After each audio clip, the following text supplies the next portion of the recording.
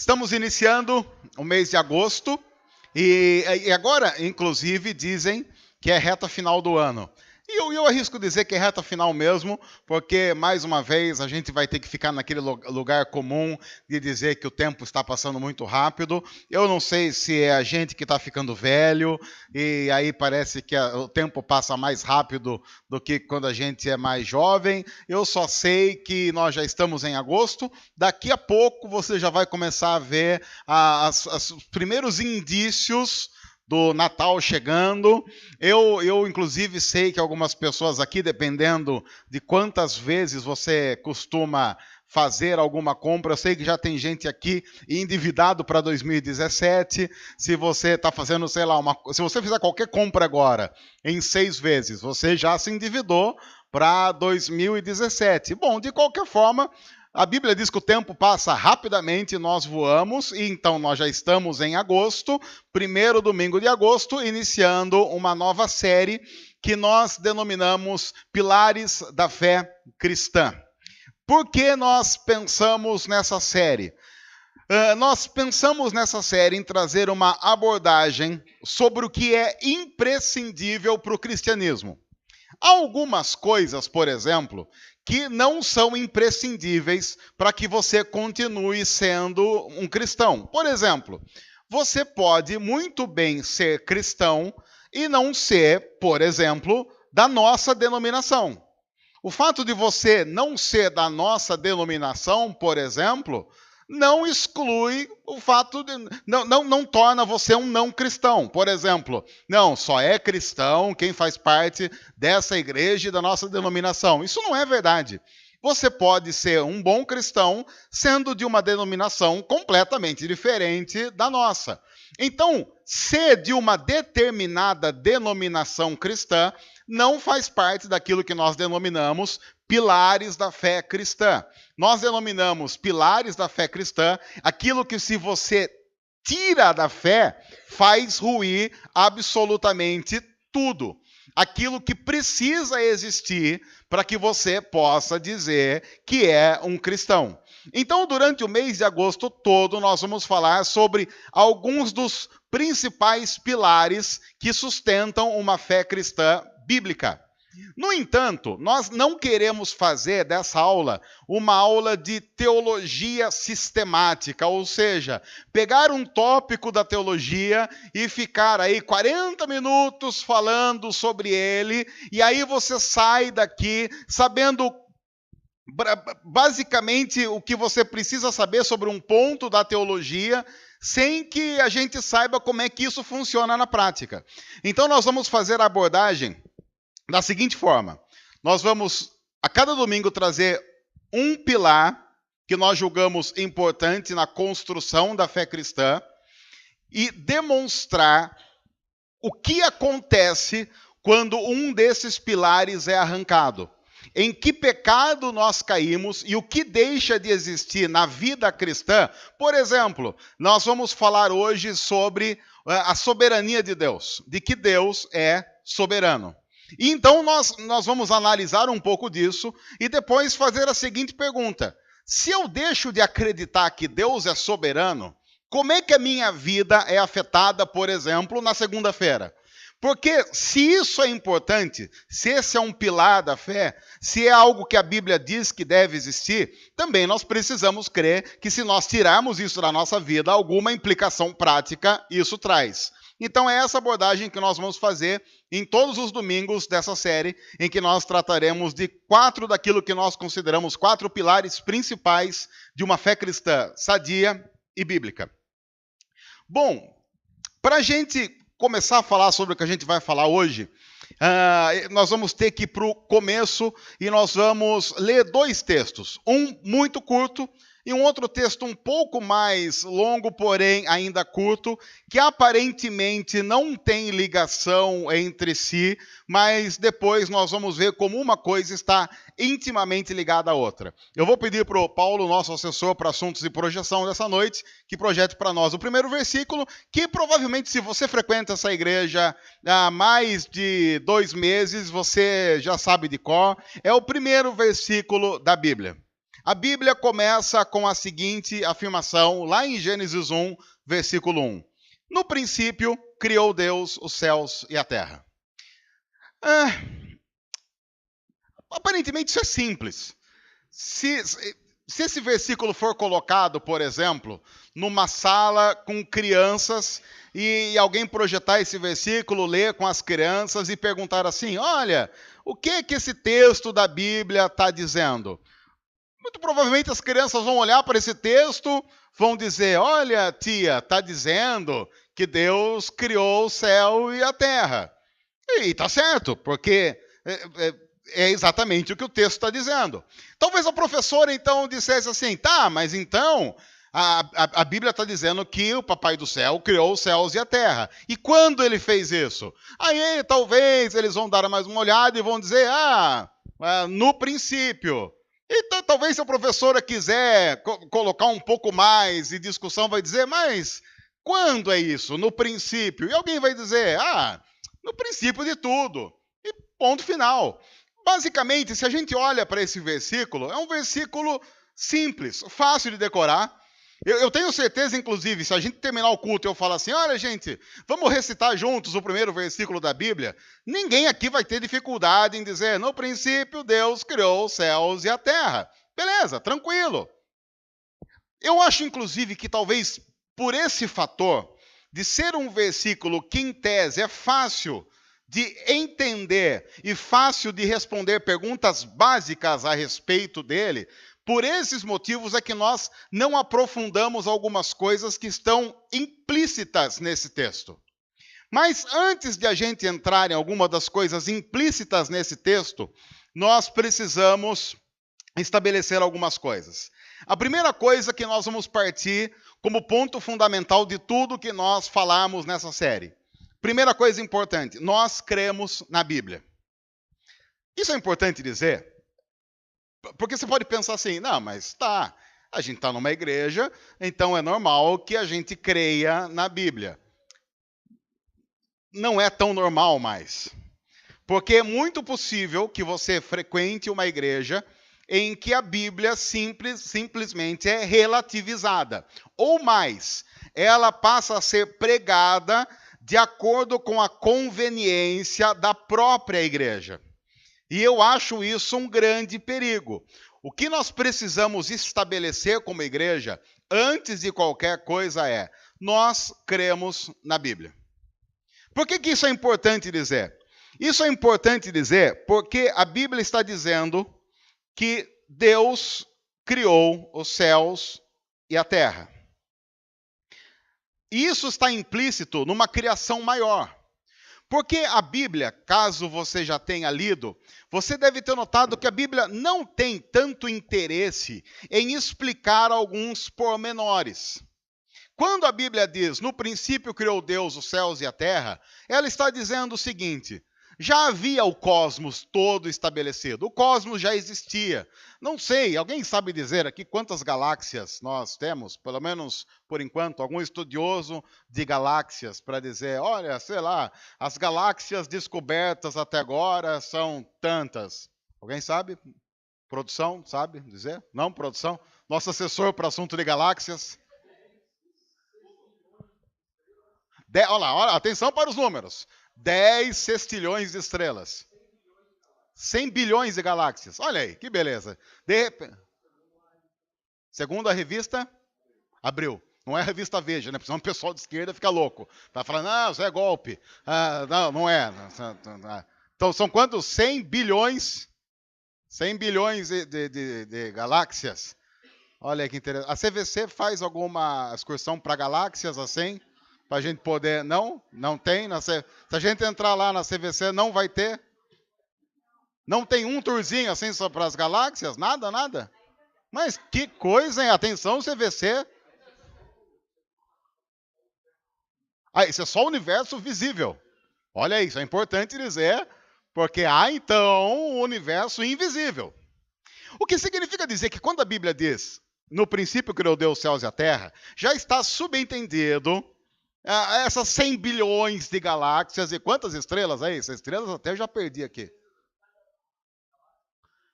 Cada galáxia, você vê que importante. Cada galáxia tem 100 bilhões de estrelas. E aí são 100 bilhões. Quer dizer, é um número, tipo, é mais do que você ganharia ganhando na Mega Sena. Quer dizer, é uma coisa, é um númerozão aí. Agora, o que a Bíblia está dizendo é que quando Deus criou os céus e a terra, tudo isso já estava estabelecido. Mas chegou um momento que Deus, então, resolveu criar esse ínfimo planeta no meio de toda essa coisa, resolveu criar esse negócio que nós chamamos de planeta Terra. Deus resolveu estabelecer o nosso lar. De uma tal forma que quando a gente diz assim, existe, por exemplo, 100 bilhões de galáxias no universo visível. A gente talvez até fica assustado com isso, dizendo, olha, poxa, mas falar bem a verdade, não muda o preço do feijão, infelizmente. Poderia até mudar para baixo, mas não vai mudar.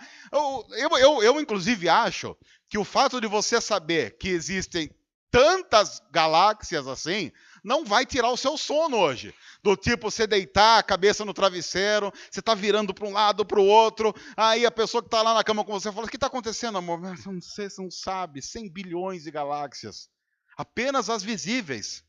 Isso não tira o sono de ninguém a princípio. Você pensar, puxa, eu estou interessado, sei lá, eu estou interessado na... Que estrela que a gente pode estar interessado? No Sol, Sol e estrela, né, no caso, só para...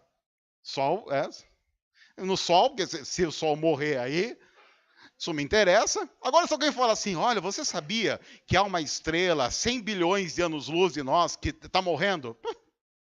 Coitada, né? Que tem um enterro cristão digno. Aí os parentes aí, nossa condolência aos parentes e a vida que continua. Eu não vou perder a fome por causa disso.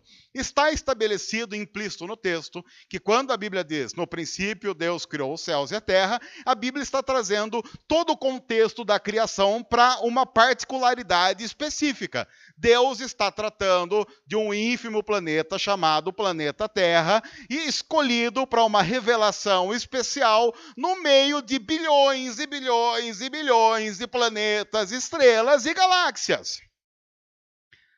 Ele então cria um lugar que possibilita a nossa existência.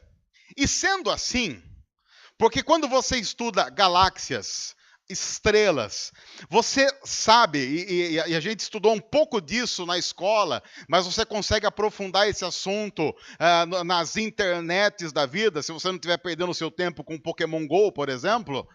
Pokémon GO, né? Aqui, alguém sabe dizer se aqui na igreja tem algum Pokémon?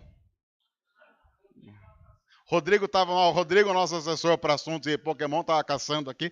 O que significa dizer que há uma relação fina de... Tem Pokémon, Rodrigo, aqui na igreja? Já pegou, olha, atenção, já foi. O que tinha... Há uma relação fina de forças que agem no universo para que a vida seja possível em determinado planeta, mas não seja possível, pelo menos a vida como nós conhecemos em outros planetas. Há uma relação entre gravidade de uma tal forma que a vida existir no planeta Terra, como nós a conhecemos hoje, quando você estuda, inclusive, todas as possibilidades e probabilidades da existência ou não na vida da Terra, é uma coisa completamente absurda. De uma tal forma que, às vezes, algumas pessoas perguntam para mim assim, olha, o que você acha da evolução? A minha resposta, como pastor, se a evolução realmente existe, como as pessoas dizem que a evolução existe, e como a teoria da evolução diz que esse é um dos maiores milagres da história, porque para ter dado certo, do jeito que a teoria da evolução diz que deu certo, você tem que ter um conjunto de coisas que funcionam no momento exato, na hora exata, que a existência vindo a existir através de um sistema autônomo, sem a ingerência de um agente externo, é uma coisa completamente absurda.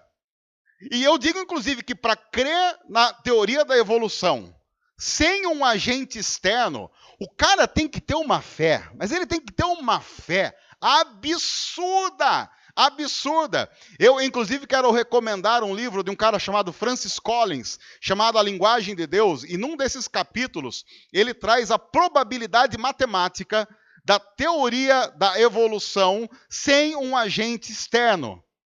E é completamente absurdo. É mais ou menos a mesma probabilidade, segundo Francis Collins, de você ser colocado diante de um pelotão de fuzilamento de 12 soldados extremamente treinados na arte do tiro. Então, 12 soldados vão mirar as suas armas para você. E os 12 vão atirar ao mesmo tempo. Todos eles estarão a uma distância de 1 metro de você. Então, para a gente eu até gostaria de a gente fazer isso aqui. Fred será o nosso morto. Fred, você vai ficar em pé aqui. Pode, gruda ali vai ficar aqui, grudado aqui. E aí nós vamos fazer um pelotão de fuzilamento aqui com as pessoas com a arma na mão. Nós precisamos de 12 matadores. Cadu pode vir. Vai vindo aqui, 12, por favor. O pessoal aqui que está mais perto, o pessoal que não gosta do Fred, já aproveita. Já vai chegando. Olha, falou que não gosta do Fred, o Marco já levantou na hora. Já levantou, deu uma levantada. É nós. Mas tem que chegar mais perto, porque é 1 metro. Vai ter que chegar tudo aqui. Olha isso. Vamos chegando, Alex também não gosta, vê o pessoal se revelando. Eu não sei que vocês têm contra 12. Atenção, vamos lá, temos aqui até agora 6. Precisamos de mais 6. Alguma irmã querendo também aproveitar aí para... A Karina, se ela pudesse estar aqui agora, ela já descia correndo. A esposa, numa hora dessa, só a sogra. Eu acho que... Não. Nós temos 7. Precisamos de mais 5, por favor. Mais 5 para o pelotão de fuzilamento. Vamos lá, rápido. 5. O cunhado, olha. Eu sabia, representando a família, olha aí. Temos 9, só mais 3. Eu vou entrar aqui, 2. Se alguém fizer aquela pergunta, mas por que tu entrou vale por 2, já são 11. Beleza. Carlão vem aqui, já vai ficar 11. Quem mais? Dorival não podia faltar dessa de jeito. Dorival, nosso assessor para assuntos de... Você não enxerga muito, mas não tem problema. A gente não vai... É só uma brincadeirinha, assim, só para matar a vontade. Bom, basicamente, segundo Francis Collins, em seu livro A Linguagem de Deus, a probabilidade da teoria da evolução ter funcionado sem nenhum agente externo é a mesma de todos nós aqui somos de um pelotão de fuzilamento de elite, treinados, e então nós temos as nossas armas. Todos nós, ao mesmo tempo, iríamos apontar a nossa arma para o Fred. Estamos a mais ou menos 1 metro de distância dele.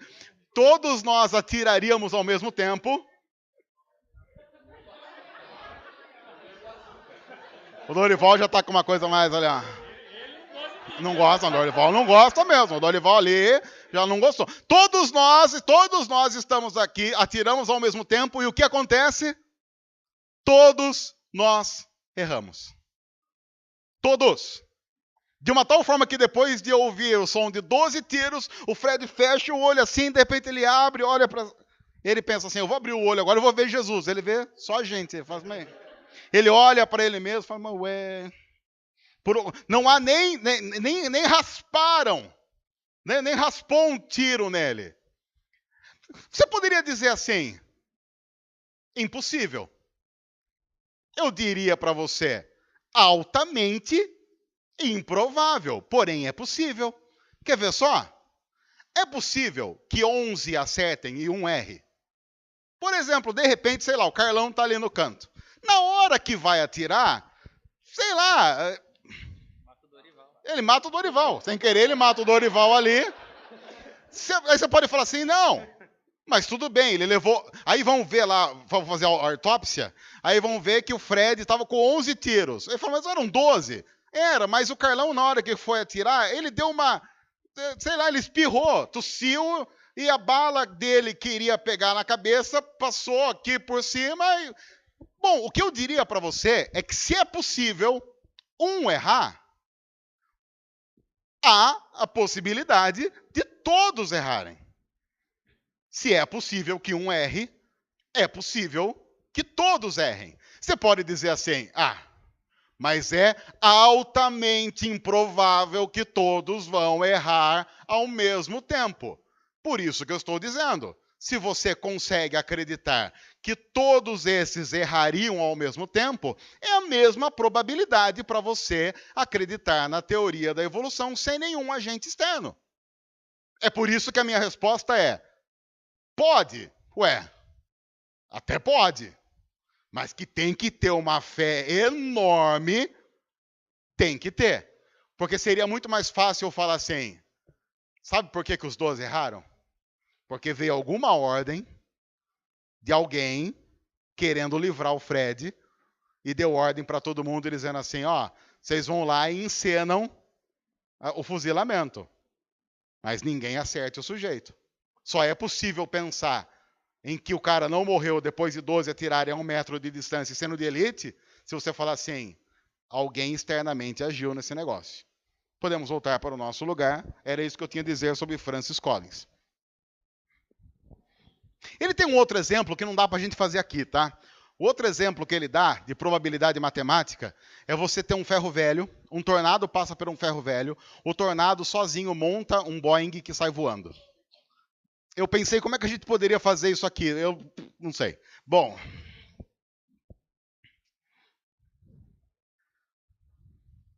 a Bíblia está dizendo, Deus criou e estabeleceu princípios. Se é assim, e nós cremos na Bíblia, se ele estabeleceu princípios, se ele fez o mundo como nós o conhecemos, e consequentemente criou os seres humanos, como a Bíblia diz que ele criou, então não há uma outra coisa a reconhecer a não ser que ele manda. Por que ele manda? Ele não manda pelo simples fato do tipo, eu fiz, eu mando.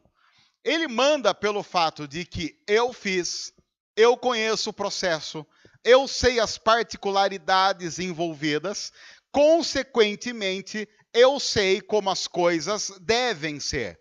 E quem sabe como as coisas devem ser, tem autoridade para estabelecer como as coisas vão ser ou não vão ser. O que pode fazer, inclusive, claro, com que a gente fique um pouco desconfortável com isso, porque, claro, isso tira de nós muito da autoridade e da independência que a nossa cultura tenta colocar sobre nós. Mas veja, eu estou partindo de alguns pressupostos, é claro. Eu estou partindo do pressuposto que a Bíblia está correta. E eu estou partindo do pressuposto que para cristãos não há problema estabelecer que a Bíblia está correta. E a Bíblia estando correta, ela faz uma determinação clara no começo. Já é quase que a Bíblia está dizendo assim, olha, para início de conversa, deixa eu dizer uma coisa. No princípio criou Deus os céus e a terra. Está estabelecido desde o princípio da Bíblia. Deus é criador e sendo criador, ele manda. Porque ele sabe infinitamente mais de todo o processo envolvido na criação de todas as coisas do que todos os seres humanos juntos. Se é assim, nós temos que reconhecer que nós somos limitados e Deus não é. O que faz com que a gente tenha que reconhecer que há algumas questões que sim, nós só conseguiremos aceitar pela fé. Por exemplo, o fato de nós não compreendermos alguma coisa não faz com que aquela coisa não seja legítima. Se Deus é soberano e infinito e todo-poderoso e nós não o somos, está implícito que há coisas que Deus irá fazer que o ser humano não terá capacidade de entender, pelo simples fato que o seu cérebro não é capaz de processar essas informações. É como se a informação a ser processada fosse muito maior do que o nosso HD, ou seja, não roda. E se fosse colocado para rodar esse programa, travaria. É a crise que algumas pessoas têm essa semana de não terem um celular que consegue suportar o Pokémon Go. Tem gente desesperada porque o celular é mais ou menos isso. Há um programa e há alguns instrumentos que simplesmente não têm a capacidade de rodar aquilo. É como se o chip Deus fosse assim. Existe um aplicativo chamado Deus, mas não há nenhum instrumento no mundo capaz de rodar aquele aplicativo por inteiro. De uma tal forma que Deus cria outros aplicativos menores para que seja possível que nós compreendamos Deus não por inteiro, mas apenas as partes que Deus quer revelar a cada um de nós. O que tem que fazer com que o nosso coração sempre seja um coração humilde, dizendo: Deus, eu reconheço que se o Senhor criou todas as coisas, o Senhor é soberano. O Senhor é muito mais do que eu possa alcançar e imaginar. Porém, eu quero estar totalmente ligado àquilo que o Senhor vai me revelar. O fato de eu, inclusive, não acreditar que haja um motivo por trás de alguma coisa, não significa que aquele motivo não exista. Significa que talvez eu não tenha capacidade de compreender o motivo. Por exemplo, muita gente diz assim: se Deus fosse real, não haveria mal no mundo. Uma afirmação como essa está cheia de arrogância. Por quê? Porque pressupõe que Deus só é real a partir do ponto em que eu consigo diagnosticar o porquê de todas as coisas. Eu estou partindo do pressuposto de que se há mal no mundo que eu não compreendo ou não aceito, isso impossibilita, inclusive, a possibilidade de Deus existir. Dessa forma, Deus estaria, ou a existência de Deus estaria condicionado ao que eu posso ou que eu não posso compreender. O que faz da minha compreensão o próprio Deus. Isso é um pensamento iluminista, porque um movimento chamado iluminismo estabeleceu que só é crível aquilo que pode ser explicado pela razão.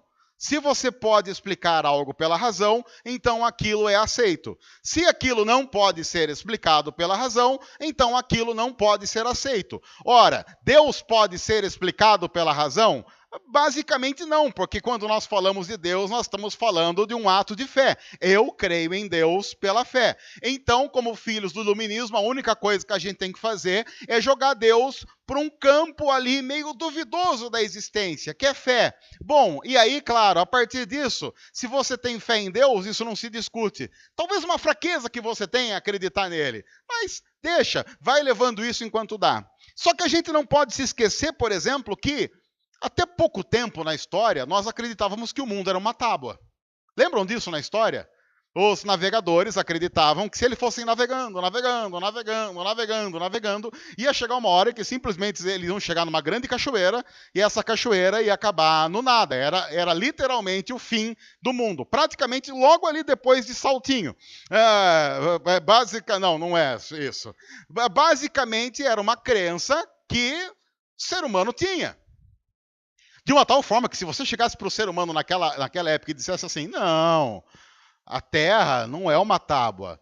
A Terra, ela é um pouco assim, ela não é uma bola, ela é quase uma... Sabe aquelas bolas dente de leite que a gente tinha? Os homens aqui vão lembrar, porque aquela bola dente de leite que a gente tinha quando era criança, que o pessoal falava que aquilo dava água no joelho, que era uma coisa... Lembram disso? Ela nunca era redonda. E ela tinha uma... Ela é esquisita. Ela era um ovo de pato, basicamente. Ela tinha uma... Aquilo precisa ser estudado pela geometria, porque aquilo não tem uma definição, não há algo que define aquilo. E aquilo você chutava, não importa para que lado você chutasse, ela nunca ia para o lado que você chutasse. Então ela tinha vida própria, eu acho que tinha demônio ali, inclusive. Eu não sei. Se você expulsasse, saía alguma coisa dali. Saía alguma coisa. Ninguém nunca tentou, mas fica a dica. Impor a mão ali, ela dá uma tremida. Sei lá, vai sair um Exu bola. Vai sair um Exu, sei lá, um Exu Neto que bate bola de curva. Desculpa até os palmeirenses. Bom, se você dissesse para os caras daquela época que o planeta Terra era assim, o que eles diriam de você? Você é um idiota. Porque nós sabemos que não é assim. Porque o nosso conhecimento diz que a Terra é uma tábua. E talvez se você fosse fazer uma viagem ao passado, e fosse possível, talvez você caísse numa época em que você seria convidado a dizer, por exemplo, que A Terra não é o centro do universo. Em que, inclusive, nós estamos num sistema, que é o sistema solar, que estabelece que o Sol é o centro do sistema em que nós estamos incluídos. O que iria acontecer com você? Você talvez fosse, inclusive, condenado à morte por fazer esse tipo de afirmação. Por quê? Porque estava estabelecido pelos poderes vigentes, inclusive religiosos, que não, a Terra é o centro. E ponto final. Há problemas muito sérios em nós estabelecermos o conhecimento humano como ponto final da razão e da própria existência. Ou alguém aqui duvida que os nossos netos ou bisnetos um dia vão chegar para a gente e falar assim: vô, me explica esse negócio, porque eu estava vendo um negócio na escola e ficou uma discussão lá na escola, porque tem gente dizendo que é mentira, tem gente dizendo que já ouviu falar que é verdade. Na sua época, quando as pessoas tinham câncer, elas faziam quimioterapia. É verdade isso, vô? E você vai dizer assim: é. E eles vão dizer: mas por quê? Ah, para curar. Vocês eram loucos? Porque, para quem não sabe, a quimioterapia, explicado de uma forma assim bem didática, ela funciona assim. Eu ouvi uma explicação de estudante de medicina uma vez. A quimioterapia funciona assim. Há uma casa em que naquela casa você sabe que tem ali um sequestrado. E tem os sequestradores. E aí o que a quimioterapia faz? A quimioterapia é um soldado de elite que entra e mata tudo que tem dentro daquela casa. Tudo. Aí você fala assim: ah, mas vai matar o bonzinho. Vai matar o bonzinho. Mas para matar o malzinho, mata o bonzinho também e fazer o quê? E depois a gente ora para Deus recuperar a casa e ver o que faz. Basicamente é isso. Mas a gente não pode esquecer, quando a gente fala assim: ah, não sei se eles vão falar isso. Você já ouviu falar sobre tratamento à base de sanguessuga? Alguém aqui já fez? Tratamento à base... O que vocês acham? Legal, ruim? Nojento, mas era o que tinha. Era o que tinha. E daqui 100 anos alguém vai olhar para a gente e falar assim: eu não acredito que vocês faziam isso. Sabiam que vocês estavam quase matando o cara. E em alguns vocês mataram na tentativa de salvar. É, mas era o que a gente tinha. Era o que a gente sabia. Mas ninguém em sã consciência pode estabelecer o seguinte: quimioterapia é a palavra final e definitiva para o tratamento do câncer. Inclusive, daqui 300 anos vai ser assim. Não! O que nós reconhecemos é: a nossa capacidade nos levou até aqui, nos trouxe até aqui. Mas nós sabemos que ainda há muito para caminhar. Veja, a própria razão e conhecimento humano nos conduzem em processos que definem: nós não chegamos ao limite, porque nós não temos a capacidade ainda de conhecer tudo sobre esse assunto. Veja, e nós estamos falando de uma doença dentre muitas doenças que acometem o ser humano. Aí, quando vai para o assunto de alma, de fé, de espiritualidade, o que a nossa sociedade apregoa, nós já sabemos tudo o que precisamos saber e ponto final. Esse não é um assunto em discussão. Isso me parece extremamente arrogante. Da mesma forma que é arrogante alguém que olha para a Bíblia e diz que tem todas as respostas.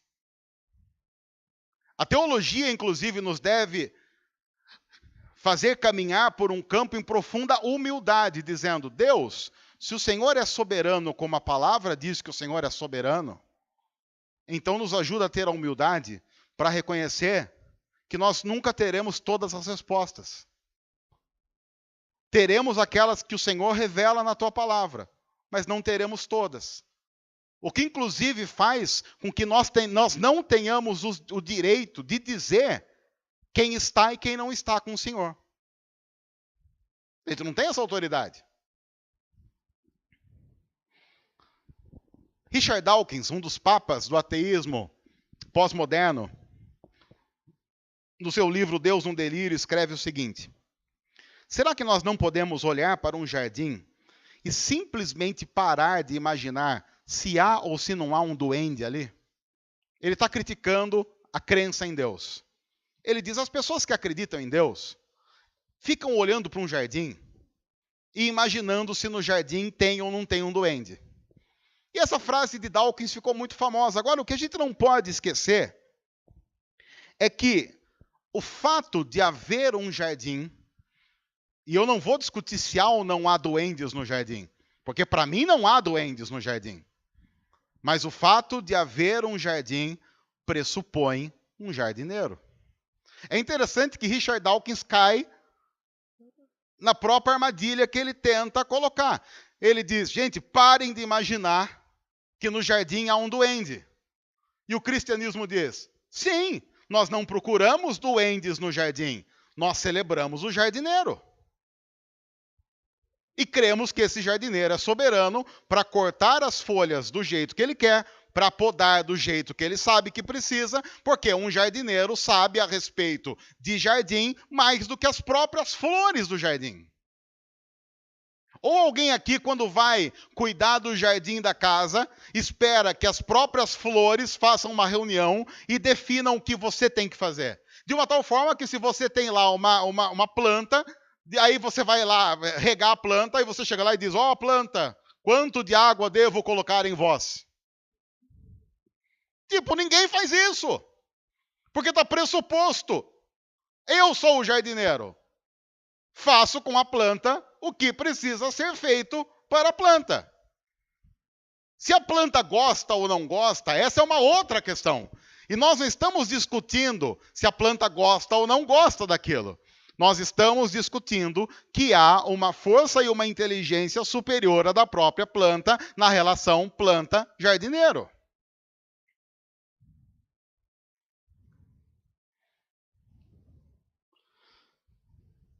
Deus, então, por causa dessa coisa da razão, saiu da fé coletiva para a fé particular. A fé particular perdeu força e foi para a fé individualizada. E agora a crença em Deus está indo para o cinismo e para a ridicularização. No entanto, se o primeiro versículo da Bíblia está correta, Deus tem a ver com fé, com razão e com tudo. Veja que o primeiro versículo da Bíblia já tem que estabelecer um relacionamento que eu vou ter com a Bíblia até o final dela. Se o primeiro versículo que nós temos aqui, simples, básico, elementar, está certo, então Deus é Criador, soberano, livre, infinito, não limitado, não totalmente conhecível e deve ser adorado, seguido, respeitado e ouvido. Porque a Bíblia diz, no princípio, Deus criou os céus e a terra. Se é verdade isso que a Bíblia está dizendo, então nós estamos diante de um fato. Deus é soberano. Então ele pode fazer com toda a criação o que ele quiser, porque a criação é dele. É interessante porque esse é um fato que nós não discutimos em algumas coisas da vida. As crianças de 8 a 12 anos estão nesse exato momento brincando de 8 a 12, eu não sei se as duas classes, mas uma das classes está brincando de massinha. Estão fazendo massinha, né, só? Estão brincando de massinha. Aquela brincadeira que todos nós gostamos, mas esquecemos do quanto nós gostamos conforme vamos crescendo. E as crianças estão fazendo massinha. E a professora está dizendo, pega a massinha e faça. E a professora não está dizendo o que tem que fazer. Está dizendo, faça o que você quiser. Quem aqui já brincou de massinha sabe que a gente não pergunta para a massinha o que ela quer. Nós somos quem domina. Nós fazemos.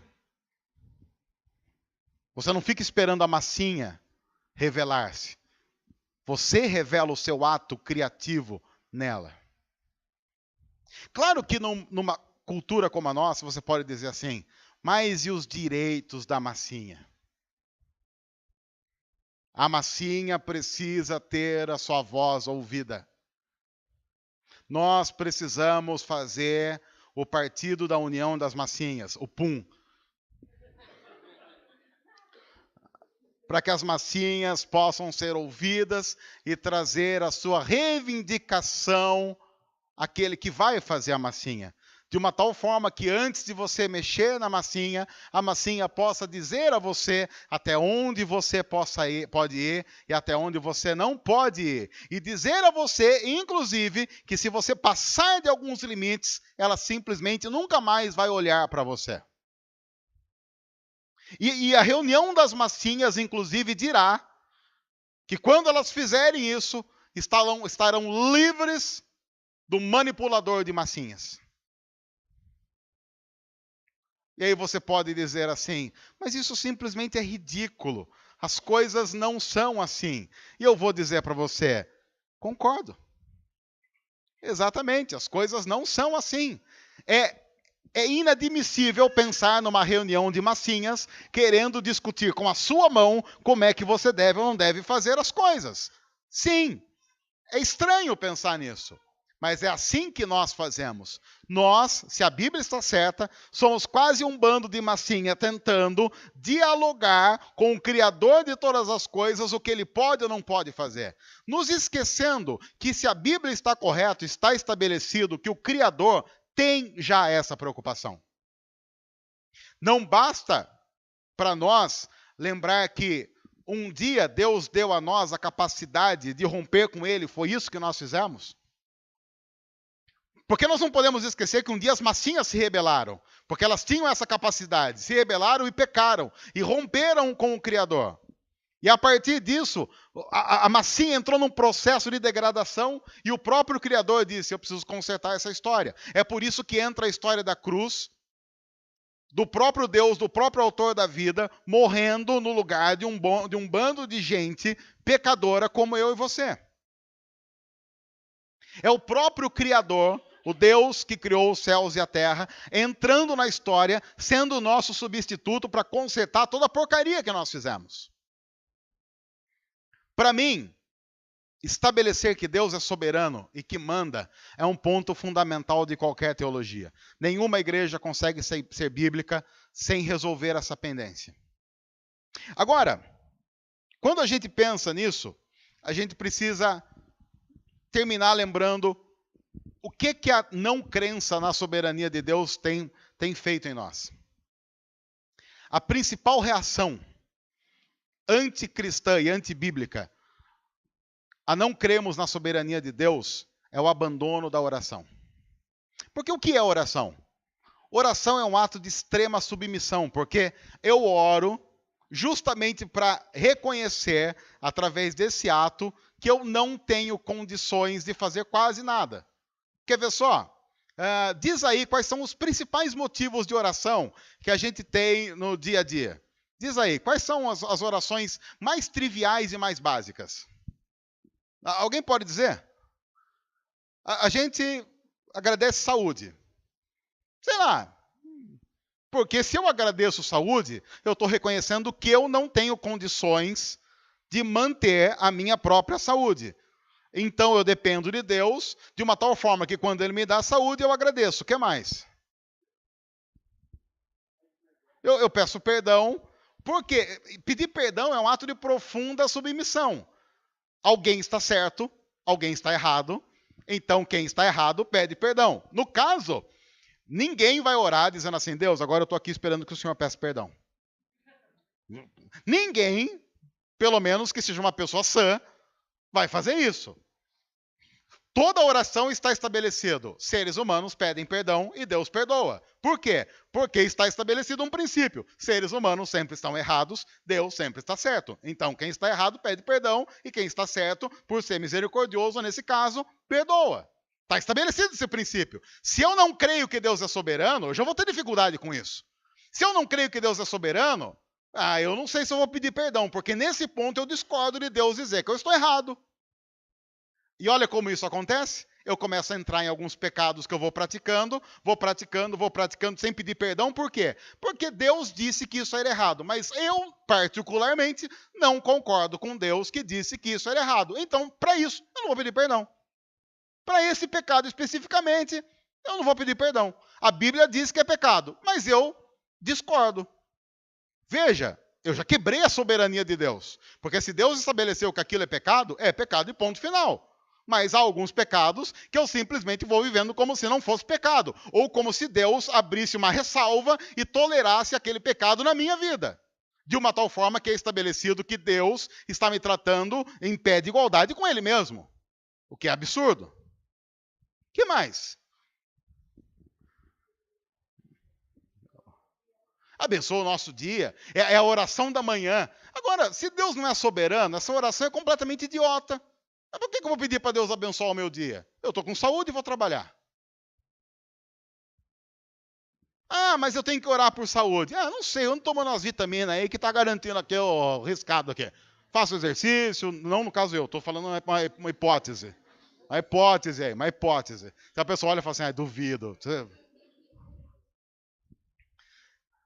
Quer ver só? Muitos aqui devem ter o costume de agradecer a comida.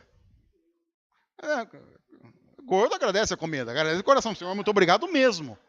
Muito obrigado mesmo. Você tem uma salada, você fala, obrigado, Senhor. Tem um cheeseburger. Deus, louvado seja o teu nome. Vamos cantar um louvor. Eu, por exemplo, se eu estou diante de uma picanha, eu faço um culto antes. Oração, música, pregação, é um ato litúrgico, você corta. Pode ver, a pessoa que gosta daquilo, ela não faz aquilo. Ela fala assim, não corta desse jeito, tem que cortar assim. Ela tem todo um processo. Agora, por que eu agradeço a Deus pela comida? Porque eu estou dizendo, Deus, porque eu sei que quem dá a comida é o Senhor. Aí você pode dizer, não, mas é você que trabalha. Não, mas eu só trabalho porque Deus me deu trabalho, me deu saúde, abençoou o meu dia. Há uma série de coisas envolvidas nesse processo que só tem sentido a partir do estabelecimento de que Deus é soberano e está cuidando de todas as coisas. Se Deus não é soberano, eu não vou mais orar por saúde. Eu vou me cuidar. E eu garanto, eu não vou mais orar para Deus abençoar o meu dia. Eu vou tomar alguns cuidados. Por exemplo, sei lá, você pode ter duas opções muito interessantes para Deus guardar o seu dia. Você pode orar e dizer, Deus, eu preciso que o Senhor guarde o meu dia. Ou não passar debaixo da escada. Agora, a gente está dizendo assim, ai, que coisa absurda. Ah, é? Na sociedade que a gente vive, você ouve falar mais sobre oração ou passar debaixo da escada? Passar debaixo da escada. Você pode dizer assim, mas a crença de passar debaixo da escada é meio idiota, né? Então, eu até acho. Esses dias a minha filha chegou para mim e falou assim, pai, esse negócio de passar debaixo da escada, funciona ou não funciona? Eu falei, filha, é uma questão de probabilidade. Se você passar debaixo de uma escada, a chance de ter alguém em cima dessa escada é grande. Ele deve estar fazendo algum trabalho. A chance de cair alguma coisa em sua cabeça é maior do que se você não passar embaixo da escada. Alguém num dia devia estar passando embaixo da escada, caiu uma lata de tinta na cabeça dele, do tipo, sei lá, aquelas pegadinhas do Silvio Santos, e estabeleceu-se então o princípio, olha, passar embaixo da escada dá azar. Você pode dizer, isso é meio bobo, mas é assim que algumas pessoas vivem. É por isso que em Tiago 5, 16 a 18, nós vamos terminar com esse texto, a Bíblia diz assim, Tiago 5, 16 a 18. É um texto que aparentemente não tem muito a ver com Gênesis, mas a gente vai projetar logo depois de Gênesis, e eu quero dizer algo importante sobre ele. Portanto, confessem os seus pecados uns aos outros, e orem uns pelos outros para serem curados. A oração de um justo é poderosa e eficaz. Elias era humano como nós. Ele orou fervorosamente para que não chovesse. E não choveu sobre a terra durante 3 anos e meio. Orou outra vez, e o céu enviou chuva, e a terra produziu seus frutos. A Bíblia diz que ele orou fervorosamente. No entanto, se nós conhecemos a história, nós precisamos reconhecer que não foi a oração fervorosa de Elias que fez isso. Porque quando você vai para a história, lá quando aconteceu, diz assim, Deus resolveu castigar o povo dele, porque o povo dele estava em pecado, E Acabe e Jezabel, o rei e a rainha de Israel, Acabe e Jezabel, eram muito ruins. E eles eram devotos, dentre muitos, de Baal, que era o deus da fertilidade. E começou-se então a pregar em Israel que quem dava chuva era Baal e não Jeová. Então o que Deus disse? Então o meu povo está agora acreditando que quem dá chuva é Baal e não eu. Então eu vou fazer o seguinte: eu vou enviar o meu profeta, que vai informar que não vai chover na terra durante 3 anos e meio. E só vai voltar a chover quando ele orar para que chova. Aí ele comunica isso para Elias. Ele diz: Elias, faz o seguinte, você vai lá, na frente de Acabe e de Jezabel, vai dizer para aqueles dois sem vergonha, para aqueles dois mal acabados, que eu vou trazer uma penalidade, porque eles estão acreditando que quem traz chuva é essa porcaria de Baal, então eu vou mostrar como é que é viver sem chuva, porque sou eu que mando chuva. Porque quem manda aqui sou eu, quem estabeleceu esse negócio sou eu. Eu criei os céus e a terra, então quem faz chuva, quem não faz chuva sou eu. Veja que a soberania de Deus está no jogo. E ele diz, então você vai lá, e na frente do rei vai orar para que não chova. E ele faz isso, e 3 anos e meio não chove. Quando Deus resolve que vai chover de novo, ele diz para Elias, Elias, agora você vai lá de novo e vai orar para chover. Qual o segredo? A oração de Elias é forte, ou Elias é forte porque ele tem o privilégio de saber o que Deus está fazendo? A resposta fica clara. A gente pode dizer, não, mas Deus está usando a oração de Elias para fazer isso. Sim, porque Deus estabeleceu que usaria a oração de Elias para fazer isso. Mas qual é o segredo de Elias? O segredo de Elias é ter uma intimidade tal com Deus que Deus revela para ele qual é a vontade dele. E assim Elias ora de acordo com a vontade de Deus. O segredo não está em ter uma oração forte, de uma tal forma, que Deus olhe para a gente e fale assim, nossa, mas ele está orando tão bonito que não tem como não atender. A gente vai ter que ir na casa na praia para esse moleque. Olha aquele mal acabado ali, sem vergonha, safado, mas está orando tanto para uma namorada que nós vamos ferrar uma filha nossa só para deixar ele feliz. Aí Deus pega uma filha dele, ferra, fazendo casaco com ele sem vergonha, só porque ele orou tão bonito que Deus falou, mas isso aí é um 7-1, mas é um 7-1 tão bonitinho. Vamos dar vamos ferrar alguém. Vamos. Aí os anjos falam assim, mas Senhor, não quero nem saber. Até me emocionei com a oração dele. Porque Deus é aquele tipo de gente que, quando desenhou, a gente estava namorando. A gente não pode esquecer disso, segundo diz a música. Qual é o segredo da oração de Elias? O reconhecimento de que Deus faz todas as coisas. Então ele quer reconhecer o que Deus está fazendo, compreender o que Deus está fazendo e orar de acordo com o que Deus está fazendo. Deus pode estabelecer na sua soberania que algumas coisas só acontecem através da oração? Pode. E eu, inclusive, creio que ele faz isso. Qual é o segredo para mim e para você? Descobrir o que ele quer fazer e orar de acordo com o que ele quer fazer. E reconhecer que quando as coisas acontecerem, não aconteceram por causa da nossa oração. Aconteceram porque Deus havia determinado isso. E eu me sinto feliz em fazer parte de algo que Deus determinou, porque não há nada melhor e maior para um filho e uma filha de Deus do que fazer parte do que Ele está fazendo. Essa é a grande recompensa. Fazer parte de algo que Deus está fazendo, fazer parte de algo que Deus está escrevendo, fazer parte de algo que Deus está elaborando. Mas veja, em todo esse processo, há algo inequívoco. Deus é soberano. A oração de Jesus no Getsemane é um exemplo disso. O próprio Jesus chega e diz, Deus, se possível, passa de mim esse cálice, mas que não seja feita a minha vontade, mas a tua. Se nós tirarmos isso da nossa fé, eu quero dizer algo para você, não sobra nada. Esse é um dos principais pilares da fé cristã. Deus é soberano. E ponto. O que nós podemos, é claro, e aí nós temos que ser sinceros, é nos debater com isso. E eu quero dizer, para terminar essa mensagem, que eu me debato muito com isso. Porque eu estou pregando sobre isso, Mas por ser humano, é claro que há muito que Deus revela a soberania dele, e eu simplesmente não gosto. Não gosto. Eu sou aquele filho que reconhece que o pai tem autoridade, mas que às vezes olha para o pai e diz assim, eu só vou fazer porque o senhor mandou, mas que o senhor sabe que eu não concordo, eu não concordo. E eu acho que Deus, em muitos momentos, trabalha conosco dizendo assim, não me importa se você concorda ou não concorda, você vai obedecer. Que é exatamente o que a gente fala às vezes para os filhos da gente. Mas se você concorda ou não. A minha filha, por exemplo, ela discorda de todas as vezes que ela tem que dormir. Ela discorda, simplesmente ela discorda. Não importa o horário, ela discorda. Se você fala para ela às 9h30 da noite, vai dormir. Não, não quero. Ela discorda. Aí você fala assim, você vai por bem ou vai por mal? Ela quase que fala que vai por mal. Em algumas vezes ela vai por mal. Mas vai por mal, mas aí mais vai. Se você fala para ela às 10h30 que ela vai dormir, ela discorda também. Se você fala à meia-noite, ela discorda. Foi aniversário dela na última sexta-feira, ela foi dormir às 1h30 da manhã, discordando. Também não concordou. Mas não importa, mas vai. E eu às vezes olho para minha filha e falo, foi igualzinho. E igualzinho. Só que agora mudou.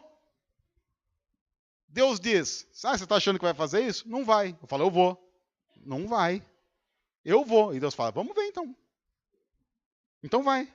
Aí eu vou, aí eu volto, todo arrebentado. Ele fala, não falei? Falei que você não ia, você não vai. Pronto, acabou.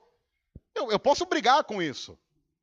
E me parece que a Bíblia apenas diz para o ser humano, olha, não é bom brigar com isso. Mas se você quiser brigar com isso, fique à vontade. No entanto, você vai ter que voltar para o lugar exato que Deus falou para fazer o que Ele falou que você iria fazer. Quer você queira, quer não. Se nós tirarmos isso da nossa fé, sabe o que sobra? Sobra essa porcaria que a gente tem visto por aí. De gente achando, por exemplo, que pode fazer tanto para Deus, que chega uma hora que Deus é obrigado a te dar todas as frescuras que a gente quer. Quando a gente tira a soberania de Deus da história, vira essa bagunça que se tornou a igreja evangélica brasileira, por exemplo. Você faz campanha. E faz campanha para quê? Para quase obrigar Deus a fazer ou dar alguma coisa que, em tese, Deus não daria se você não fizesse a campanha. Mas você faz uma campanha tão bem feita que Deus faz uma reunião do céu e resolve mudar o plano dele para falar, não, tem que dar esse negócio para esse moleque. Ou então Deus fala assim, não aguento mais esse ser humano orando. Vou fazer de tudo para ele não orar, até dar o que ele quer.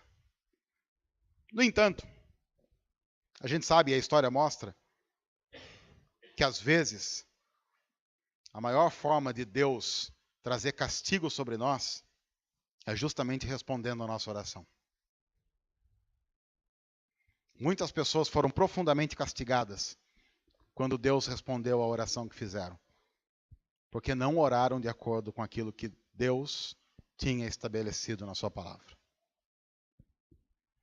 A soberania de Deus é uma proteção, de saber que Ele está cuidando de tudo, de que Ele comanda todas as coisas. E por que isso é uma proteção? É uma proteção porque a Bíblia diz que esse Deus soberano nos ama. Nos ama com amor infinito. E nos convida a descansar nisso. Que Deus os abençoe. Deus, ajuda-nos a descansar no Senhor e reconhecer Teu amor, Tua bondade, Teus planos e projetos do Senhor para a nossa vida. E a descansar na soberania do Senhor, sabendo que o Senhor é criador e sustentador de tudo, todos e da Tua igreja. Em nome de Jesus.